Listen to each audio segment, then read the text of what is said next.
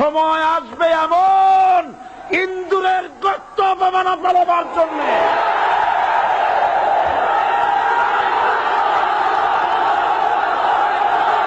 ক্ষমতায় যারা থাকে, ক্ষমতার মোহে চতুর্দিকে অন্ধকার দেখে, মনে করে আমার পতন আর হবে না।